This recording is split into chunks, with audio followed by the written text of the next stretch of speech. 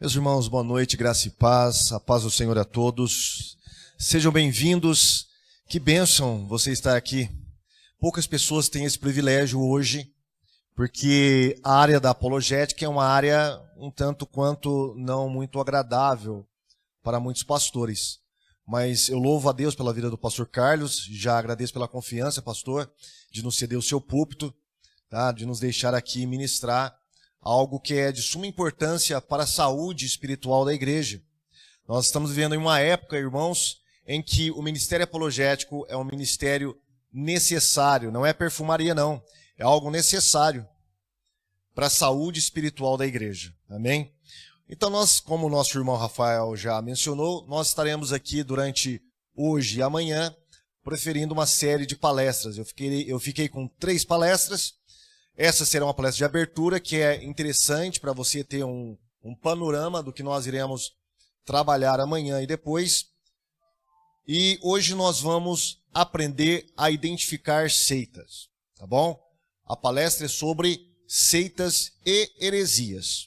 Meus queridos, não tem como nós falarmos sobre seitas e heresias sem antes nós entendermos o que é apologética. Para muitas pessoas, a palavra apologética é uma palavra um tanto quanto não muito habitual ao vocabulário do crente, não é? Mas vamos aprender, não é nada difícil, é muito tranquilo e é bíblico. A palavra apologética vem de apologia, que significa apenas uma defesa.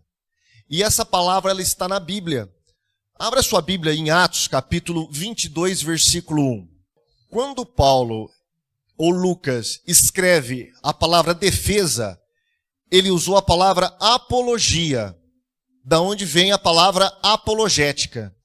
Apologética, portanto, o conceito de apologética é de uma defesa, tá? No caso nosso, no caso da fé cristã, é uma defesa racional da fé cristã. E qual que é o embasamento do ministério apologético? Tem fundamentação bíblica isso? Claro que tem. 90%, irmãos, dos livros do Novo Testamento foram escritos para defender a fé cristã de alguma maneira.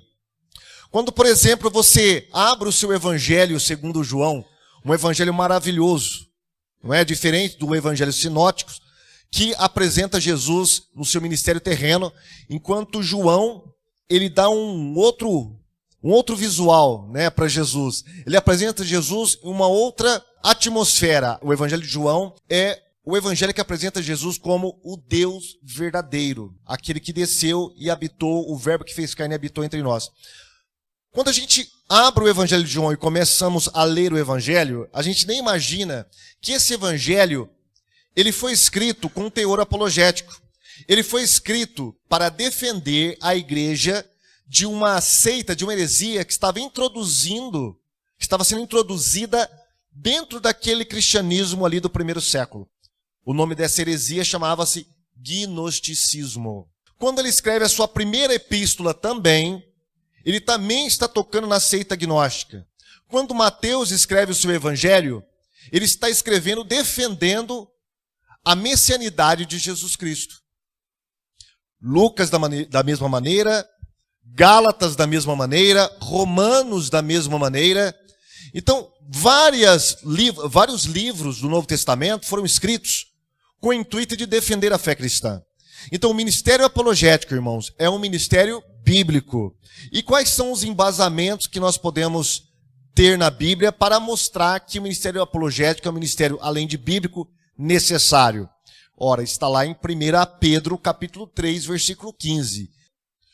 Vocês devem estar sempre preparados. Para quê? Para responder. A palavra responder aí é apologética.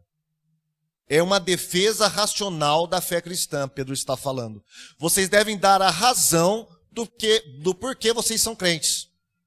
Se alguém chegar para você, por exemplo, você está lá no seu serviço, no ponto de ônibus, e você é indagado por uma pessoa sobre por que você acredita em Jesus. Por que Jesus é o único caminho? Fala para mim.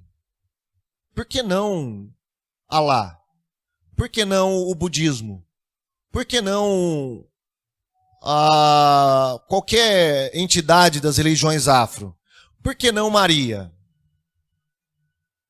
O que você diria para essa pessoa? Prova para mim que Jesus ressuscitou dos mortos. Me convença de que Jesus Cristo é o único caminho. Me convença de que a Bíblia é a palavra de Deus. Fala para mim, por que a Bíblia é a palavra de Deus? Eu quero que você prove isso para mim. Se você provando, eu me torno cristão. É isso que Pedro está falando. Vocês devem estar preparados para dar razão da esperança que está em vocês. O problema é que a igreja, de um modo geral, ela não está preparada.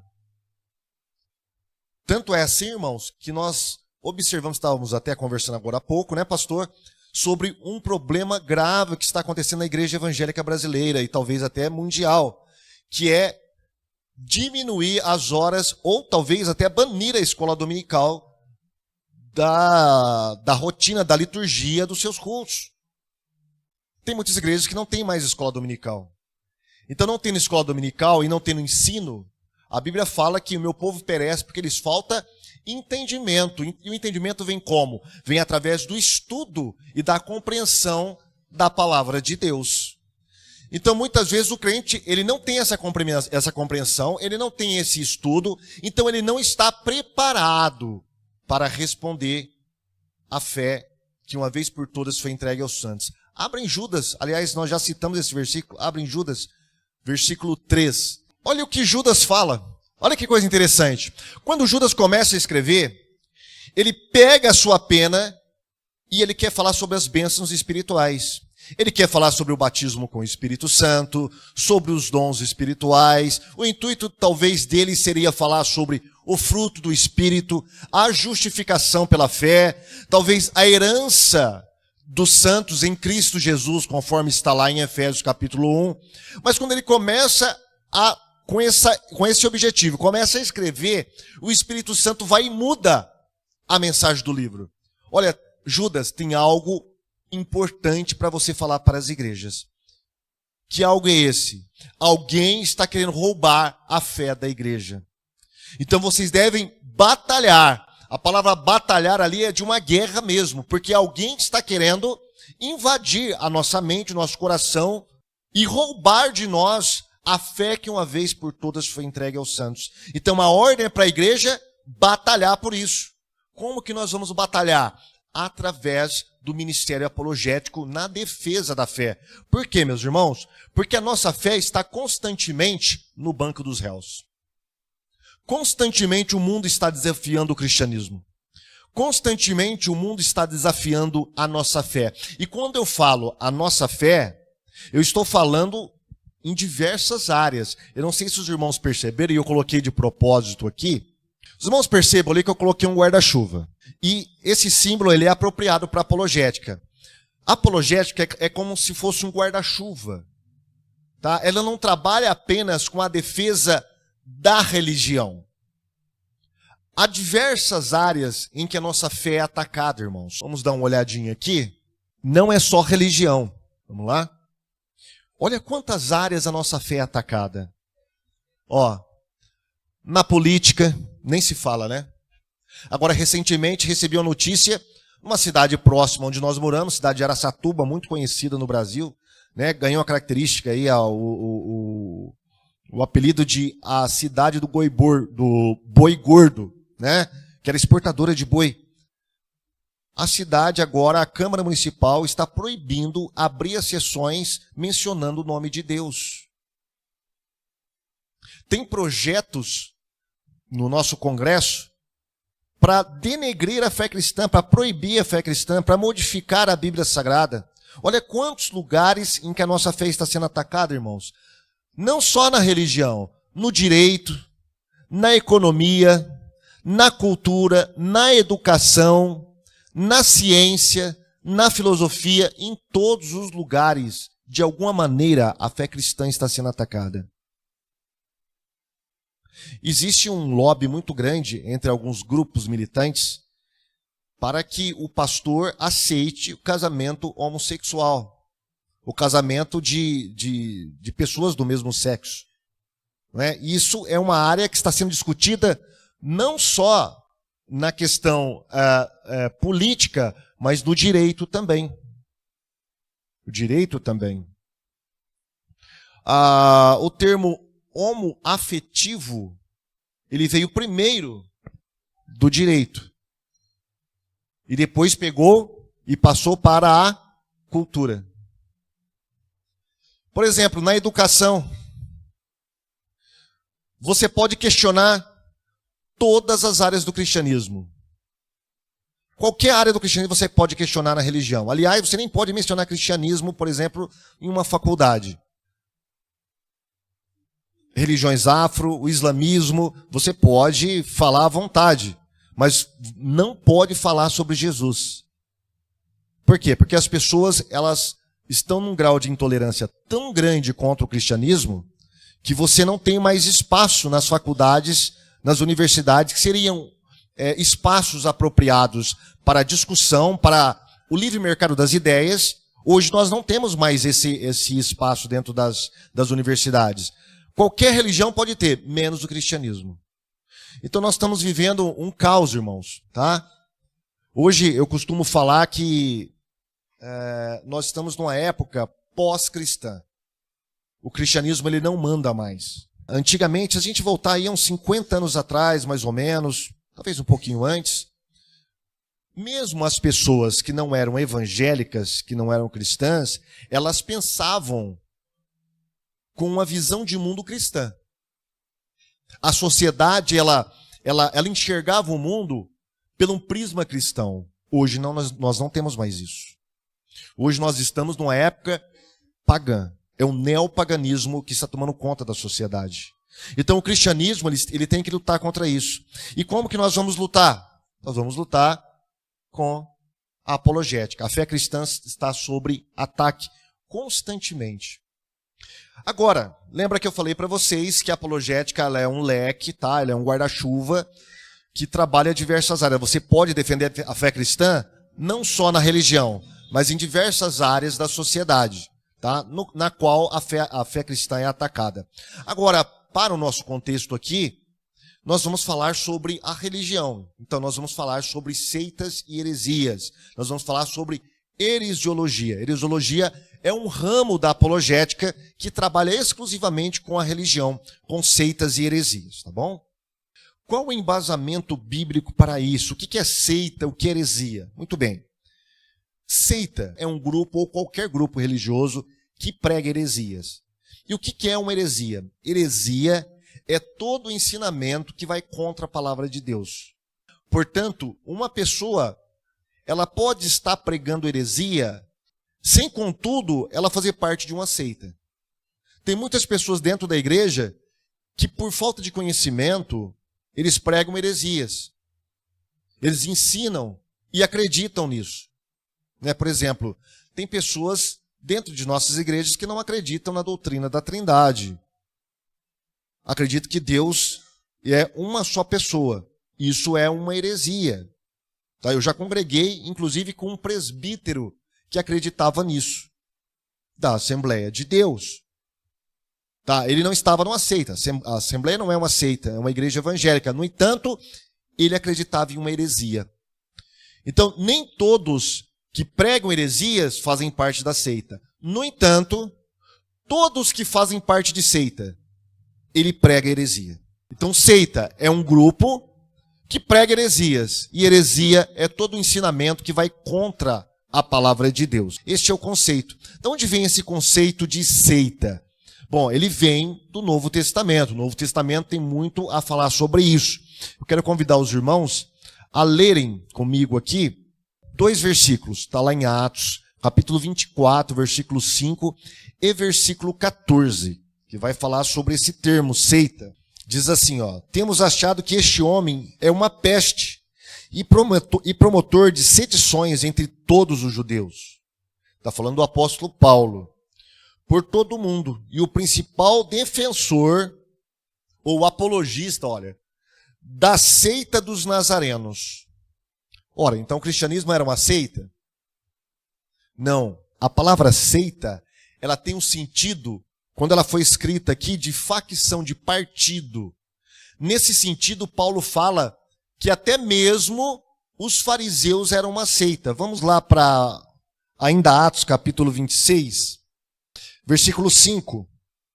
Sabendo de mim, desde o princípio, que o quiseram testificar, que conforme a mais severa seita da nossa religião, vivi fariseu.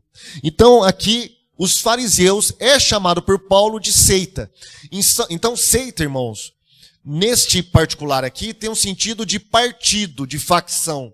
Ela não tem um sentido pejorativo de alguém que prega contra a palavra de Deus. Porque aqui até o cristianismo foi chamado de seita. No versículo 14 do capítulo 24, Paulo vai dizer, olha, mas confesso-te isto, que conforme aquele caminho que chamam seita, assim sirvo a Deus de nossos pais. Que caminho era esse? Era um dos nomes do cristianismo, é chamado o caminho. Talvez por causa de Jesus, né? Ter dito que ele era o caminho, a verdade e a vida. Então eles apelidaram o cristianismo de o caminho. E chamavam o cristianismo de seita, mas no sentido de... eles entendiam que o cristianismo, naquele primeiro momento, naqueles primeiros anos, era uma facção do judaísmo. Assim como eram os fariseus, eram os saduceus, eram os essênios. Tá bom? Agora, essa palavra, todas as palavras, irmãos, com o passar do tempo, elas vão mudando. Elas vão adquirindo significados novos. Quando a gente vai agora lá para a carta de Pedro, 2 Pedro capítulo 2, a gente vai ver que essa palavra seita ou heresia, tá? Ela se transforma num termo pejorativo. A palavra seita e a palavra heresia, elas estão correlacionadas, tá bom? Vamos lá então para 2 Pedro capítulo 2. Pedro diz assim, olha, e também houve entre o povo falsos profetas, como entre vós haverá também falsos doutores, que introduzirão encobertamente heresias de perdição. A palavra seita, ela vem dessa raiz da heresia. Heresia também tem um sentido de facção. Por exemplo, quando você vai lá em Gálatas, capítulo 6 de Gálatas, quando Paulo vai falar sobre as obras da carne, capítulo 5, versículo 20 de Gálatas, ele vai falar o seguinte, olha, as obras da carne são, aí ele vai falar no versículo 20, idolatria, feitiçaria, intimidade, porfias, emulações, iras, pelejas, dissensões, heresias. Aqui a palavra heresias está no sentido de facção. Tá? É nesse sentido aqui. Agora, quando a gente vai lá para Pedro, quando nós acabamos de ler, lá ela já adquiriu um outro sentido, o sentido pejorativo. Não é mais o sentido apenas de facção, de divisão, porque era isso que estava acontecendo em muitas igrejas. Né? Estava tendo divisão entre os irmãos. E Paulo usa a palavra correta, heresias, porque heresia é realmente divisão, de onde vem a palavra seita, hairesis no grego. Vem a palavra seita, que no primeiro sentido é de partido, de facção. Agora, quando a gente vai lá para Pedro, Pedro já utiliza essa palavra de uma maneira pejorativa. Para Pedro, a palavra heresia já adquiriu um significado de doutrinas heréticas, ou seja, doutrinas falsas, de algo que é contra a palavra de Deus, que está indo contra a palavra do Senhor. Então, seitas e heresias, irmãos, é isso aí. Seita é um grupo, e heresia é um ensinamento falso daquele grupo, todo ensinamento que vai contra a palavra de Deus. Dito isso, vamos prosseguir, tá? E vamos falar um pouquinho dessa importância, porque quando a gente fala um pouco sobre essa questão das seitas e das heresias, as pessoas vão falar assim, olha, pastor, mas que importância tem isso para a minha vida espiritual? Tudo bem, tá certo, eu vou saber que o grupo A é uma seita, que aquela doutrina é uma heresia, mas... E aí? E para o resto da minha vida espiritual? Tem algum sentido? Faz algum sentido? Traz algum benefício? Claro, traz todo o benefício possível. Veja bem, acompanhe comigo. Primeiro, irmãos, as seitas é um cumprimento profético. Tá lá em Mateus capítulo 24, Jesus fala sobre o surgimento de falsos profetas. Depois, é um sinal do fim dos tempos. Surgirão falsos profetas no final dos tempos. Muitos virão em meu nome. Por exemplo, aqui no Brasil nós temos um Cristo, o Henrique Cristo. Alguém já viu essa figurinha aí pela TV?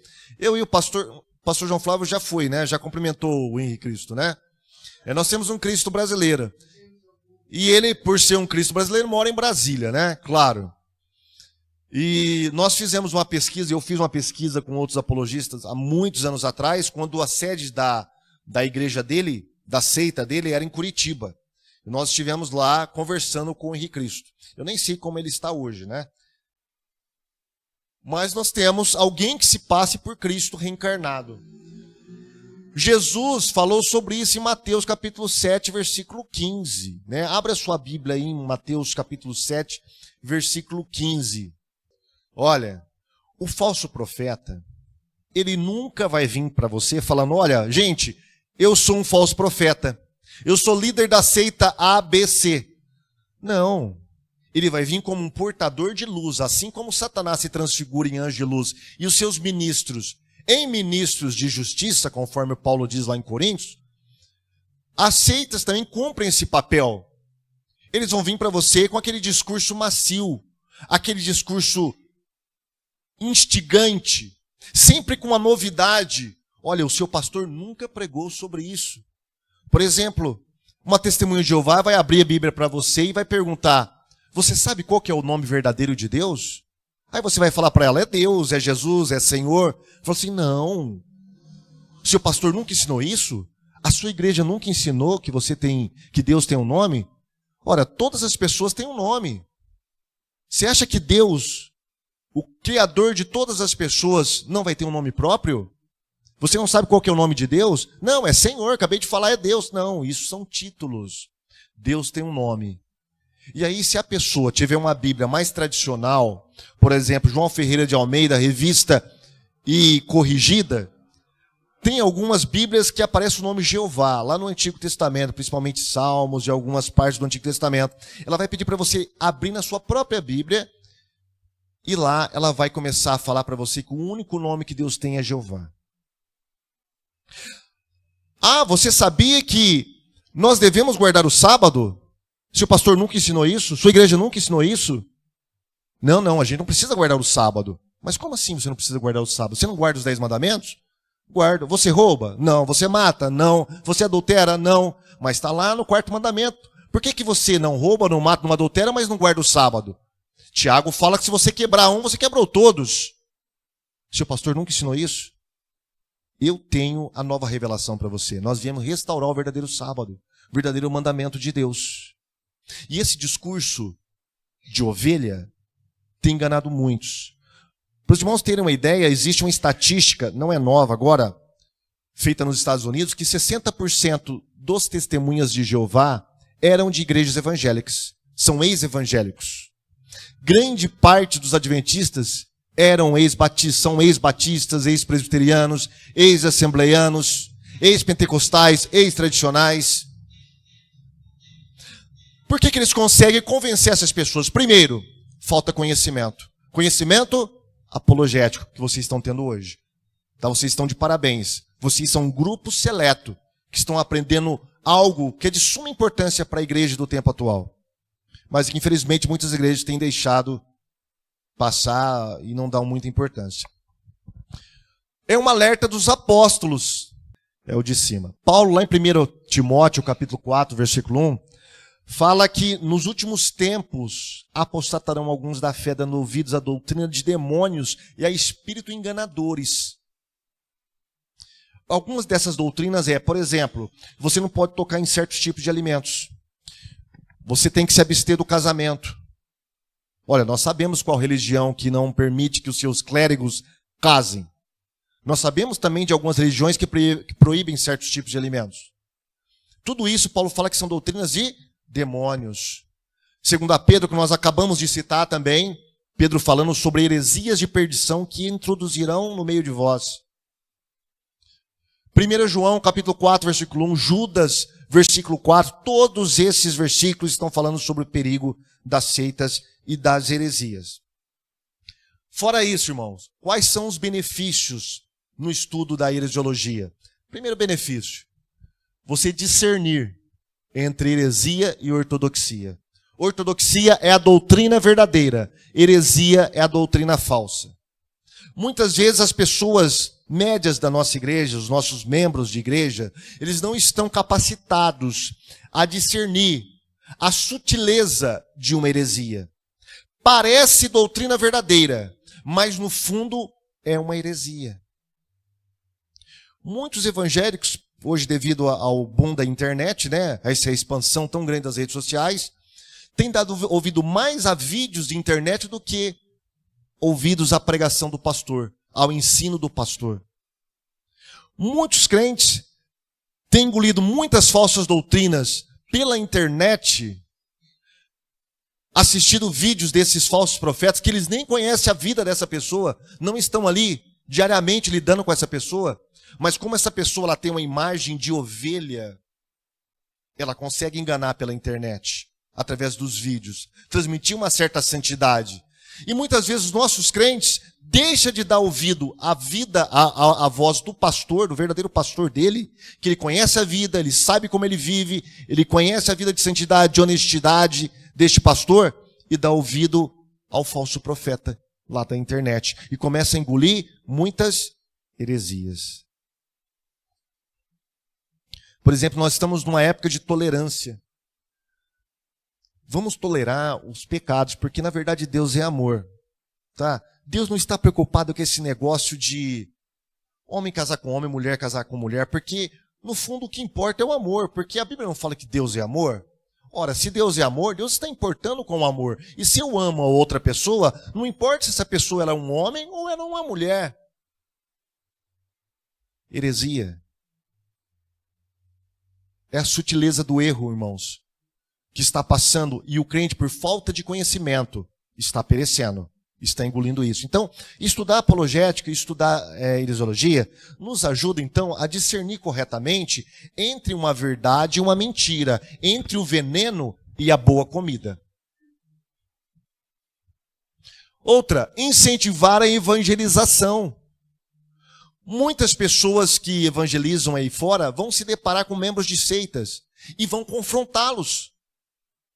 Eu lembro uma vez que eu estava liderando os jovens da minha igreja, um evangelismo perto da onde eu morava, e nós batemos na porta de um senhor e ele abriu a sua porta e começou a conversar conosco. E aí nós começamos a falar sobre Jesus para ele. Ele falou assim, rapaz, não me venha falar em nome de Jesus. Esse nome aí foi criado pelos pagãos. O verdadeiro nome de Deus é Yeshua. E aí, eu ouvi a conversa e fui até o portão. E ali eu percebi qual tipo de seita que eu estava lidando, do movimento do nome sagrado. Eles acreditam que o nome verdadeiro de Jesus é Yeshua, e o nome Jesus é o nome pagão dado pela igreja de Roma.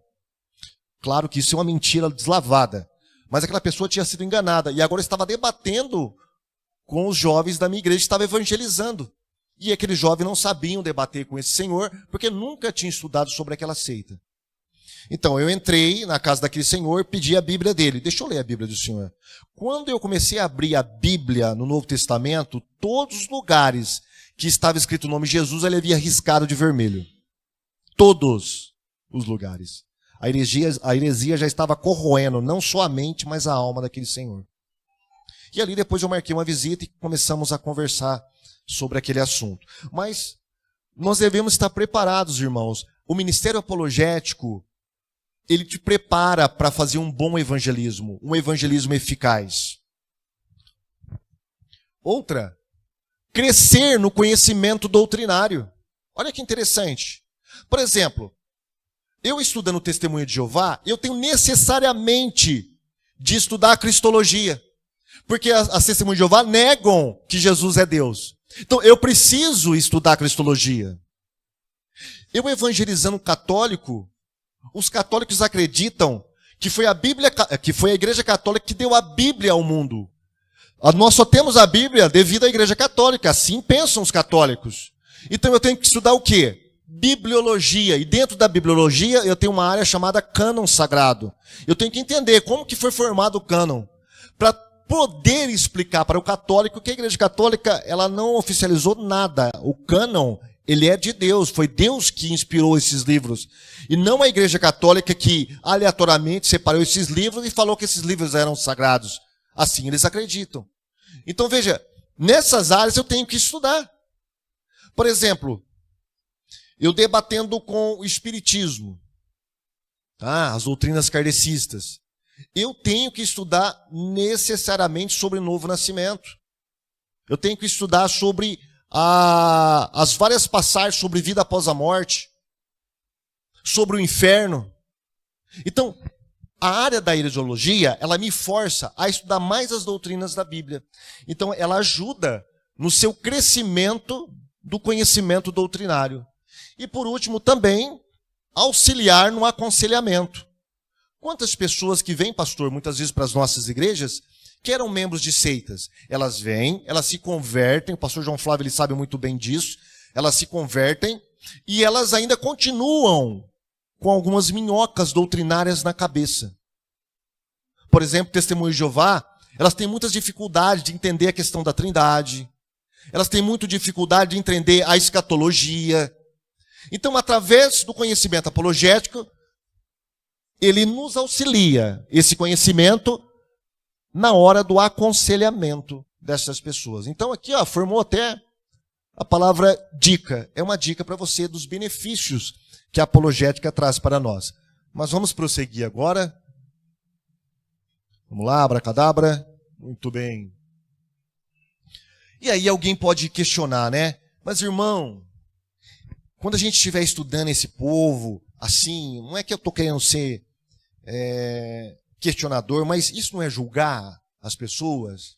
Jesus não falou para nós não julgar, mas para não sermos julgados? Geralmente, muitos crentes levantam esse questionamento. Ao estudar heresiologia, apologética, a gente não estaria incorrendo em erro, em julgar as pessoas? Ora, irmãos, a Bíblia realmente ela fala sobre alguns julgamentos que nós não devemos fazer. Por exemplo, o julgamento hipócrita, que é esse que Jesus falou. Você não deve julgar com medidas diferentes, porque você será julgado pela mesma medida. Então você deve julgar segundo a reta justiça. Então, por exemplo, quando eu vou falar de uma testemunha de Jeová, eu vou expor a doutrina da testemunha de Jeová, como eu farei amanhã sobre os adventistas e sobre a mariologia, eu tenho necessariamente que estudar os livros dessas pessoas, para eu não poder falar coisas erradas e fazer um falso julgamento deles. Então eu tenho que saber o que eles estão dizendo e falar o que realmente eles creem, não o que eu ouvi que eles creem. E para isso, então, nós temos que trabalhar com o quê? Com documentos, para não incorrermos nesse erro do falso julgamento. Jesus, ele, ao mesmo tempo que ele falou que nós não devemos julgar para não sermos hipócritas com pesos diferentes, ele disse para nós julgarmos. Aliás, Jesus julgava muito, né? Como que você vai discernir entre o erro e a verdade se você não fizer um julgamento? Então o julgamento é necessário, não o falso julgamento. Então a apologética, ela trabalha com julgamento? Sim, trabalha, mas com verdadeiro julgamento. O julgamento segundo a justiça. Nós estamos fazendo justiça. Quando nós estudamos, por exemplo, nós falamos que a doutrina da Igreja Católica em relação às imagens é uma doutrina idólatra, é porque de fato eles são idólatras. E nós temos até algumas provas disso aí, né, dentro dos livros dos próprios católicos. Então isso é julgar segundo a reta de justiça, viu, irmão?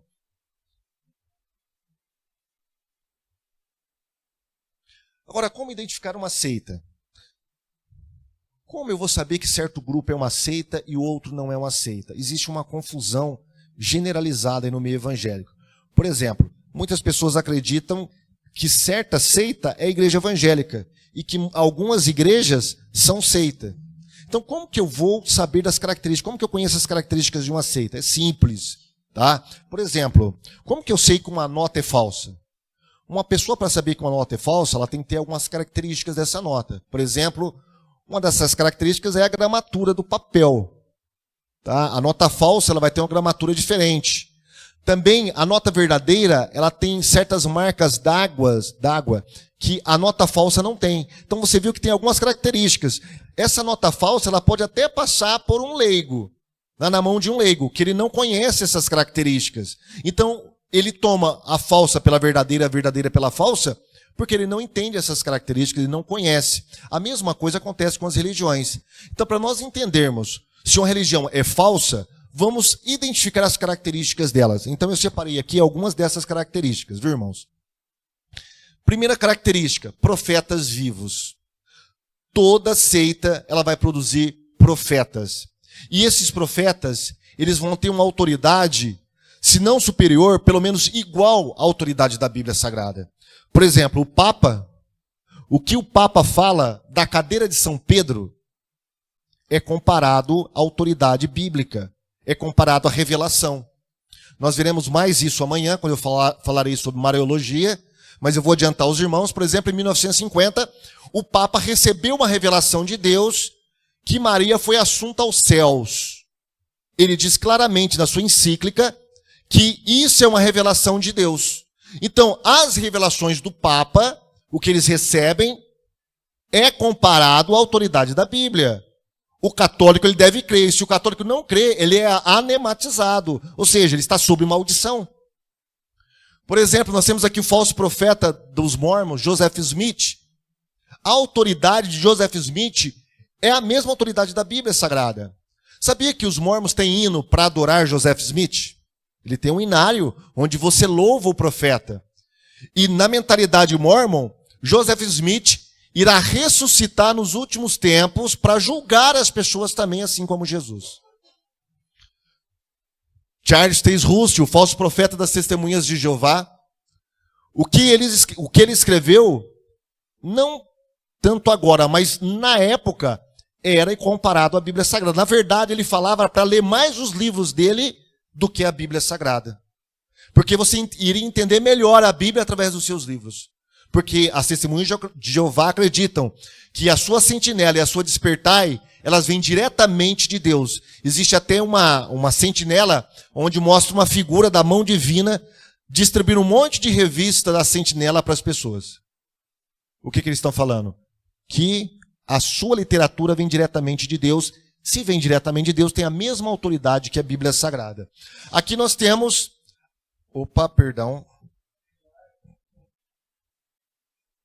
A falsa profetisa dos adventistas do sétimo dia. Eles deixam bem claro isso, que ela é uma profeta comparada aos profetas bíblicos. Samuel, ao profeta Isaías, tá? A Moisés. As mesmas inspirações que esses profetas bíblicos tiveram, Ellen White teve para os adventistas. Então ela é uma autoridade escriturística e uma autoridade espiritual comparada com a Bíblia Sagrada. Eles falam que ela é uma luz menor que leva a luz maior, que é a Bíblia Sagrada. Aqui nós temos também o falso profeta do espiritismo kardecista, Allan Kardec, tá? Nos seus Pentateucos, no seu Pentateuco, são 5 livros kardecistas, tá? Que praticamente é a autoridade máxima dentro do kardecismo, do espiritismo brasileiro. Eles consideram as revelações dos espíritos autoritária para os espíritas. É uma revelação de autoridade divina para os espíritas. Essa é a primeira característica, irmão. Segunda característica que nós vimos aí, toda seita vai produzir livros sagrados em comparação com a Bíblia. Tá? Por exemplo, alguém já ouviu falar daquela seita japonesa chamada Seichonoye? Não sei se aqui tem. A Seichonoye e as outras similares a ela, por exemplo, a Perfect Liberty, que é uma outra seita similar, todas essas seitas, elas têm livros sagrados dos seus fundadores.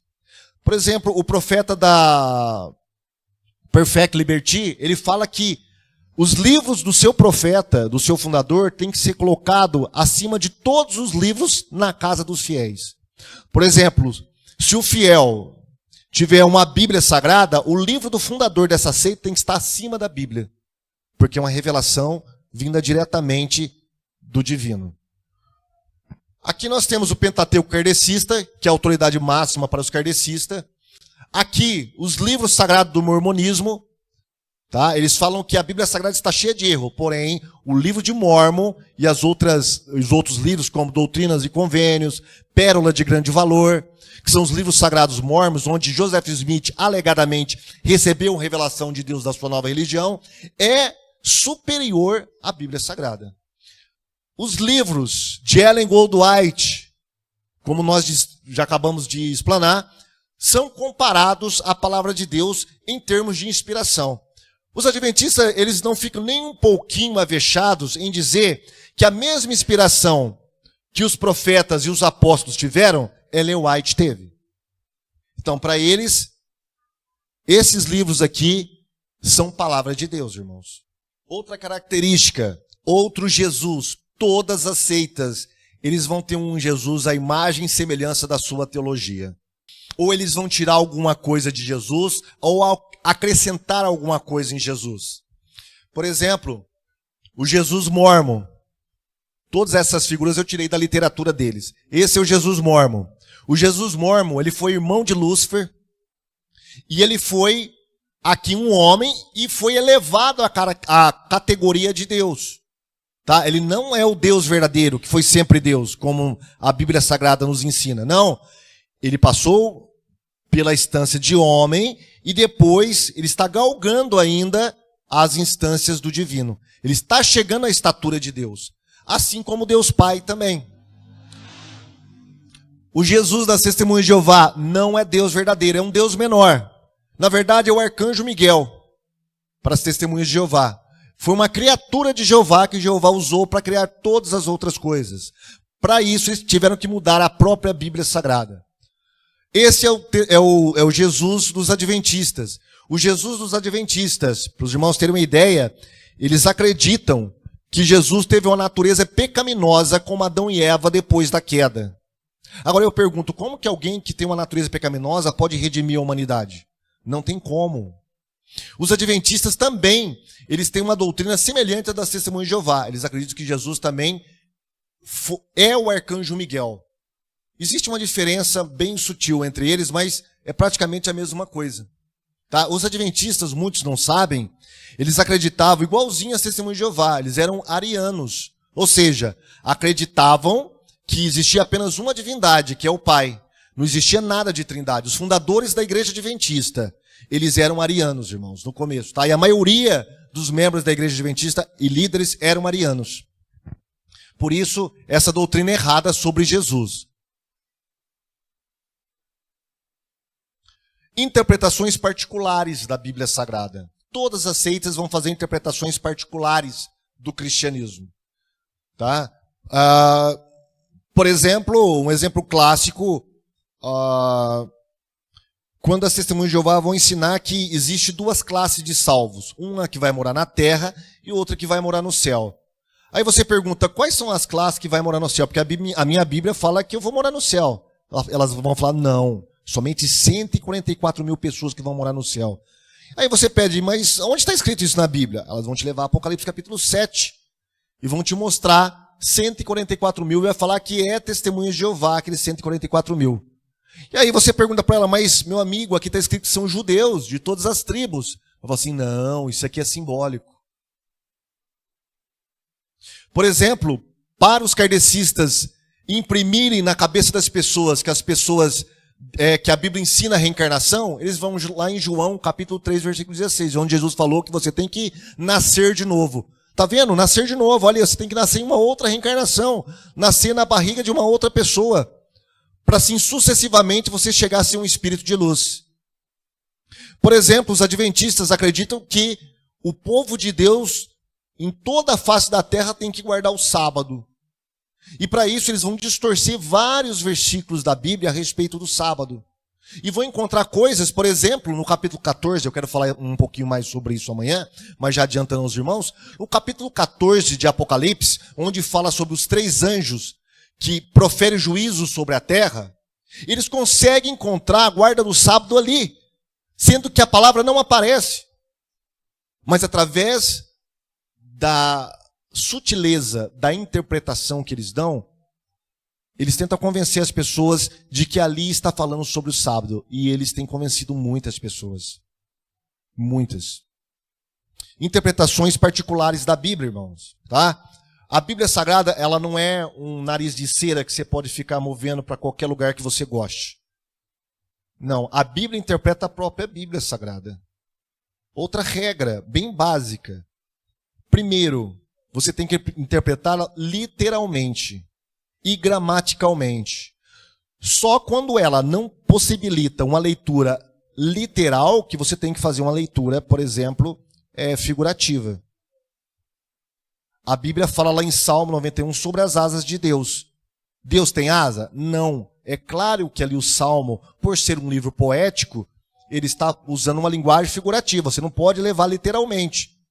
Então aí sim, você tem a possibilidade de estudá-lo figuradamente.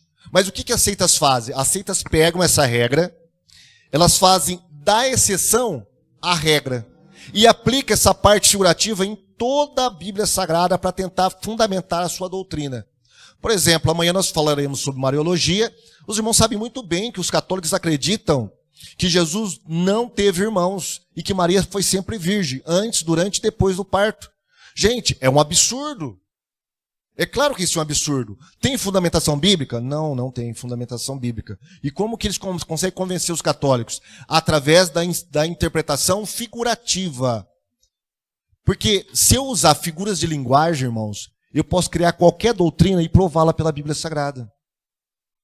Então a Bíblia ela tem regras para você estudá-la e para você interpretá-la. Não é de qualquer maneira. As seitas não aceitam essas regras. Elas criam a sua própria regra. Ódio às igrejas cristãs. Por exemplo, para os testemunhos de Jeová, para os adventistas, para os mormons, todas as demais igrejas são agências de Satanás. Para a igreja católica, nós somos filhos da serpente. Então todas as seitas, elas vão ter assim, uma ojeriza muito forte contra os evangélicos. Tá? Essa é uma característica de seita. Se você se deparou com algum grupo que tem um profeta vivo, aquela pessoa lá é o líder da igreja e ele tem uma autoridade espiritual, fica de olho que você pode estar tendo contato com uma seita. Essa mesma religião, esse mesmo grupo, eles têm livros que foram inspirados, que têm quase a mesma autoridade que a Bíblia. Tá certo que eles falam que não é superior à Bíblia, é igual à palavra de Deus. Opa, você está diante de uma seita, com certeza. Essa seita tem essa religião, esse grupo religioso, essa igreja, eles pregam uma coisa um pouco diferente sobre Jesus. Eles falam que Jesus não vem em carne. Eles falam que Jesus era um espírito. Porque a carne é má, a carne é do diabo. Opa, pera um pouquinho, você está diante de uma seita muito antiga, chamada gnosticismo, que hoje as doutrinas gnósticas estão dentro, por exemplo, da LBV, Legião da Boa Vontade. Eles ensinam que Jesus Cristo não vem em carne. Ódio às igrejas. Salvação pelas obras, irmãos. As seitas sempre querem cooperar na sua salvação com Deus. A salvação de Deus, ela é soberana. Ela é soberana. É claro que nós devemos nos arrepender dos nossos pecados e através do nosso livre-arbítrio nós podemos até mesmo escolher entre o bem e o mal. Foi o que Deus disse para o povo de Israel. Olha, vocês têm aqui o bem e tem o mal. Vocês escolhem. É Baal? Segue Baal. É Javé? Segue Javé.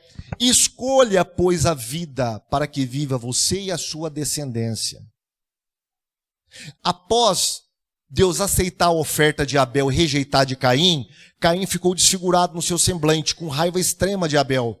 Deus chamou Caim, falou, Caim, vem cá, vamos ter uma conversa, meu filho, o que está acontecendo? Por que o seu semblante descaiu? Se você fizer o bem, você não será aceito. Agora, se você fizer o mal, o pecado jaz à porta. Ele será contra você, mas você deve dominá-lo. Olha, Deus estava dando uma dica muito boa para Caim. O que Caim fez? Resistiu à graça de Deus. Resistiu à oferta de Deus. Não quis. Então veja bem, nós podemos até resistir. Deus nos deu a salvação de graça, irmãos. Porém, a salvação é única e exclusivamente da parte de Deus. Nós não cooperamos em nada. Como diz Paulo, é pela graça, por meio da fé. Não vem de vós, é dom de Deus. Não vem das obras para que ninguém se glorie. Agora, o que as seitas fazem? Eu preciso fazer alguma coisa. Eu preciso guardar o sábado. Eu preciso guardar os mandamentos da igreja. Eu preciso praticar os sacramentos para poder ser salvo. Eu preciso me batizar para poder ser salvo. Eu preciso dar o dízimo para poder ser salvo. As seitas sempre vão fazer alguma coisa para ajudar na sua salvação. Elas nunca vão aceitar a salvação de graça. É sempre a graça ou a fé mais as obras. Se você perguntar para uma testemunha de Jeová, vocês são pelagianos, porque vocês acreditam que a salvação vem por meio das obras. Não, nós acreditamos que a salvação vem por meio da fé. Porém, nós devemos guardar os 10 mandamentos. Se você não guardar os 10 mandamentos, você não será salvo. A Igreja Católica é do mesmo jeito. Se você pegar os documentos da Igreja Católica, mesmo o Concílio de Trento, que é um concílio muito reacionário, se você pegar o Concílio de Trento, lá eles falam sobre salvação pela fé. Está lá, salvação pela fé. O católico é salvo pela fé em Cristo. Porém, quando você vai folheando um pouquinho mais, você vai vendo as penitências, você vai vendo o escapulário de Maria, você vai vendo a questão dos sacramentos, o batismo e tudo mais, uma parafernália que eles criaram para trazer salvação para a pessoa. Então é fé mais obras. Isso não é evangelho. Isso é uma outra coisa. Isso é heresia. Então as seitas sempre vão tentar fazer alguma coisa para ganhar a salvação, meus irmãos. Sectarismo denominacional, nós estamos certos, eles estão errados. Tá? Essa é uma característica fundamental das seitas, porque eles acreditam que eles estão com a verdade. Se você folhear as literaturas de adventistas, de testemunhos de Jeová, de mórmons, de católicos e das demais seitas, você sempre vai encontrar essa característica, o sectarismo denominacional. Sempre eles vão dizer que eles têm a verdade. É a igreja verdadeira. O resto é filhos da Babilônia. E todos estão caminhando para o inferno ou para a destruição. Tá? Falsas profecias. E aí nós temos testemunhos de Jeová. O fundador pregou que Jesus voltaria em 1914. Jesus não veio em 1914. O que ele fez? Inventou uma doutrina da volta invisível. Aí o segundo presidente da Testemunha de Jeová fez uma falsa profecia que Jesus voltaria em 1925. Jesus não voltou. O pastor João Flávio irá falar um pouquinho mais sobre isso. Jesus não voltou em 1925. Aí o terceiro presidente fez uma falsa profecia sobre a volta de Jesus em 1975. Jesus não voltou em 1975. Então eles vão criando falsas profecias. Joseph Smith profetizou que Jesus voltaria na sua época. Jesus não voltou. Os adventistas, que eu falaria amanhã, profetizou 2 vezes, marcou 2 datas para a volta de Cristo. As 2 eles deram com a cara no muro. Jesus não voltou. São falsos profetas. Então, uma das características da seita também são falsas profecias. O que eu quero dizer aos irmãos, que isso aqui são características gerais, tá bom? Você não vai encontrar todas essas características em todas as seitas. Você vai encontrar algumas dessas características, mas não todas. Tá bom? Por exemplo, na Igreja Católica, eles nunca marcaram o fim do mundo. Nunca marcaram o fim do mundo. Então você não vai encontrar essa característica na Igreja Católica. E isso não quer dizer que o catolicismo não seja uma seita. Mudança de crenças, irmãos. Outra característica de seita. O que as seitas acreditavam antigamente, elas não acreditam mais hoje. Aí eu coloquei para vocês aqui, um rótulo de validade. Né? As doutrinas da seita sempre vai ter validade nelas. Por exemplo, as Testemunhas de Jeová acreditavam que os habitantes de Sodoma e Gomorra não iriam ressuscitar. Aí depois mudaram, que iria ressuscitar. Aí depois eles voltaram atrás falando que não iriam mais ressuscitar. Eles inventaram uma doutrina de que não poderia doar sangue. Hoje eles já tomam frações do sangue. Então, com o passar do tempo, o que era verdade naquela seita e os devotos e os fiéis morriam por causa daquela verdade, entre aspas, hoje não é mais verdade. Por exemplo, o catolicismo. Antigamente nós éramos hereges destinados ao inferno. Hoje nós somos irmãos separados. Antigamente a Inquisição era algo defendido e até comemorado pelos papas. João Paulo II teve que pedir, não sei se foi João Paulo II ou Bento XVI, teve que pedir perdão por causa da Inquisição. Antigamente a reforma era uma peste. Quando a reforma completou 500 anos, até o Vaticano comemorou com uma moeda. Opa, pera um pouquinho, são mudanças de crenças. O que era verdade antes não é mais hoje. E isso é uma característica de seita. E aí, por último, irmãos, quero deixar para você essa fala de Martinho Lutero. Tá? Ele diz, todo ensinamento contrário às Escrituras deve ser rejeitado, mesmo que faça chover milagres todos os dias. Todos os dias. Não está de acordo com a palavra de Deus, somente as Escrituras, você deve rejeitar. Ficamos somente com a Bíblia. Ela é a nossa única regra de fé e prática. Não tem visão, não tem revelação, não tem dons espirituais, não tem nada miraculoso que vai sobrepujar a autoridade das Escrituras. Por exemplo, a Assembleia de Deus de Boston, eles foram excluídos das Assembleias de Deus porque o grupo do círculo de oração deles começou a ter revelações e arrebatamentos até o céu. E começou a trazer essas revelações e escrever um livro, O Triunfo Eterno da Igreja. Só que quando você olha as revelações, as visões, é totalmente contrário às Escrituras. É algo estranho. E por isso eles foram excluídos das Assembleias de Deus. Então nada, irmãos, nada que não passe pelo crivo das Escrituras não é palavra de Deus e não deve ser aceito pelos cristãos. Nós devemos aferir a verdade através do ensinamento da palavra do Senhor. Amém? Feche seus olhos. Senhor, meu Deus, te louvo, te agradeço por estes momentos. Que teu Espírito Santo possa falar melhor em cada coração. Que todos aqui, Senhor, sejam batalhadores pela sua fé. Porque o diabo, Senhor, ele vem para roubar, matar e destruir também, ó Pai. Inclusive a nossa fé, a nossa ortodoxia. Mas em nome do Senhor Jesus, que nós sejamos, Senhor, capacitados e equipados para toda boa obra com a tua santa palavra. Amém.